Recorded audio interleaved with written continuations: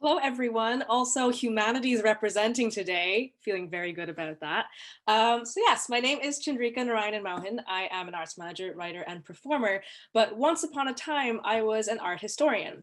And that is what we're going to be going into today. So what I was really interested in when I studied art history was the 1800s and museums, how they came about. And it's sort of the launching point of that was the Cabinet of Curiosities. So that's where we're going to start today. So the Cabinet of Curiosities, another word for them is the Wunderkammer, which literally means the wonder room. This is, yeah, these are my slides. They're printed out. That's what's happening. This is one of the earliest depictions of a Wunderkammer or a Cabinet of Curiosities. This is a Danish one from 1455 called Ole Worm's something, Historia. And as you can see, it's like a lot of really weird stuff. So this method of displaying items sort of really came to its own in the 1500s, but then more so in the 1800s because of colonialism and more stuff brought from around the world. So it would contain things like animal artifacts, like some sorts of artworks, plant samples, basically like cool shit, like random cool stuff, generally owned by men of science to show people how worldly and smart and rich they are that they could own all this random crap. So this is really the precursor to the modern Western museum that we know of today. And the objects in these displays, many of them were brought back from around the world because of colonization. So the context that we see a lot of objects in really comes from the European colonizer context of how we see cultures through items and how they're displayed. And a lot of the items in there are really interesting, which is another word for foreign, because that's what post-colonialism is. I will be using quotation marks so many times during this talk, because I studied post-colonial art, where I was told literally, post-colonialism needs to have quotation marks loads of times because arguably we are not in a post-colonial era at all. I will also be using it to say words like scientific or for the greater good. So to be interested in Victorian times, you'll need to wear your dark humor hat, or as I like to call it, the dark humor pith helmet, so you can excavate the humor from all the terrible, horrific exploitation. That's where we're at today. It's gonna get dark. So trigger warning, there will be some horrific taxidermy. That'll be kind of funny. But then we're gonna go into really, really dehumanizing things. So trigger warning, you might see some dehumanizing depictions of people and slightly upsetting stuff, but we're gonna do it through humor, maybe. Let's see how it goes. So off we go. I did this talk for the first time around this time last year, and there was something called the hashtag curator battle. Any museum nerds out there might know about it. It's on Twitter. It's where museums from around the world will pick a theme, and then museums will show an object from their collection. That week, the theme was creepiest object, which is literally why I started studying museum stuff. Exhibit A. This is a stuffed cat harp situation from, from a collection in Sweden. This was my favorite one from the whole thread. I just really enjoyed everything about it, to be honest. This was another delightful contribution from the National Science Museum of Scotland. Thank you, Scotland. Hashtag creepiest object. This is their mermaid. Now, for anyone who doesn't know what this is a Fiji mermaid.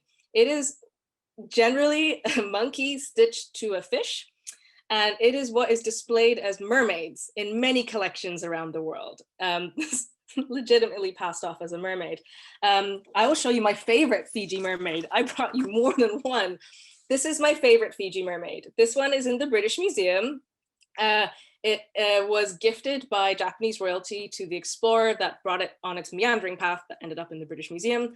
I know the word gifted is a little problematic when it comes to the British Museum, but I actually think this one was a gift. This one also I have a brand new affinity for because this is literally how I feel inside and sometimes outside for this entire lockdown. Thanks, buddy. So this is why I really got into museology, and I love the Cabinet of Curiosities, full of gross, random, interesting things. And I want to write an essay about what happens when you put an object behind glass. How does it change an object? And then I started thinking about, well, what happens when you put people behind glass and on display and treat them like museum objects? So I wrote an essay called The Human Zoo. And during my research of that essay, I came across the story of a woman called Sarchie Bartoman. So in 1810, this South African woman was taken to England by an English ship's surgeon who wanted to display her abnormal features, such as her large buttocks and elongated labia.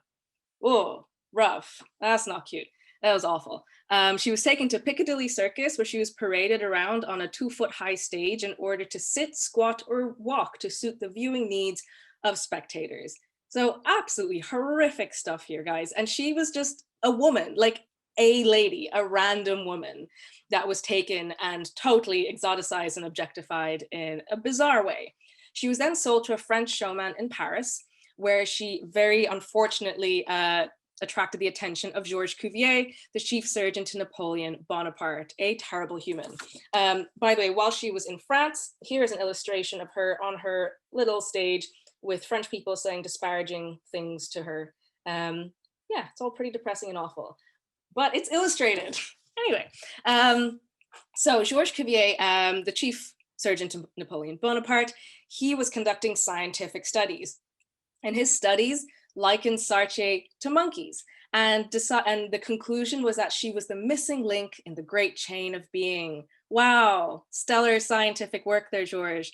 So this scientific analysis really confirmed the European view that what they were doing in terms of the empire and colonialism was totally okay, because they weren't hurting people. These were subhuman people. It's fine.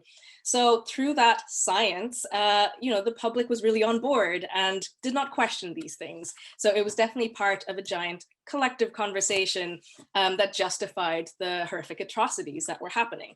This is a plaster cast of poor Sarchie over here. Again, just a lady, just a normal lady. And it's important to realize that a lot of this was for science and posed as for the greater good. And that this really deep set institutionalized racism comes from a place of colonizers seeing themselves or portraying themselves as the good guys and really, really believing it. However, Sarchie Bartoman was baptized Sarah. So I'm not sure the not human argument really stands, which is pretty dark in many ways. I'm not even going to tell you how her story ends. It's too depressing. So heading across the pond to America. Now, I'm sure The Greatest Showman is a great movie, and I know that Hugh Jackman is an absolute ride. However, P.T. Barnum was a terrible person. So Phineas T. Barnum created Barnum's American Museum in New York in 1841. He acquired over 600,000 items for his museum, which included exotic animals and human freaks. This is an illustration of one of his displays. So he exhibited an elderly Black woman as the boyhood nurse of George Washington, along with a man monkey and several other things that I will not be saying now or ever. But that is an illustration. And so this is how people of color and Black bodies were viewed, as freaks, as museum objects, as something lesser and something other. Back across the pond again, we are in London. So the Great Exhibition in London in the Crystal Palace in 1851 was this crazy, huge expo with the Crystal Palace built specifically for it, to really display and celebrate the empire and everything that the British brought back from other places. There were other countries participating, but Britain was the host. So it had different sections where different countries had displays and tableaus. And yes, as part of it, people were on display.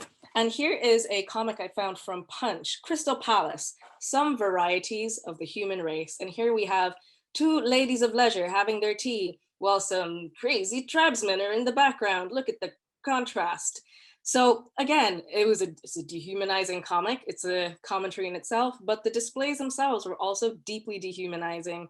And there were real people on display in lots of ththese places. The fact that they were from other countries was not relevant. Some African people were put in the American exhibit as slaves. It didn't matter. That was their actual context was never relevant in the first place. So 6 million attendees attended this exhibition, which at the time was 1/3 of the British population came to see the Great Exhibition. So how do we end up here? I lured you in with hilariously ugly taxidermy, but I was going to talk about racism all along. So the point I'm trying to make is our histories are incredibly dark, but there are the sort of ideals of racism are so deeply embedded in our histories and in our collective consciousness, and they echo forward throughout history and through time, through the experiences of, for example, the third of the population of the UK that attended and enjoyed this exhibition. Imagine the knock-on effect of that generations forward. And so our history is incredibly dark. It's incredibly fucked up, but the more we learn about it, the more we understand where these ideals came from, because the sort of false fact is that it's not new. That's the thing. It's not new. It's come from somewhere very long time ago. And the more we learn about it, understand it, the more we can actively unravel and unlearn these beliefs. So for me and my buddy here, thank you very much for listening and enjoy the rest of the evening.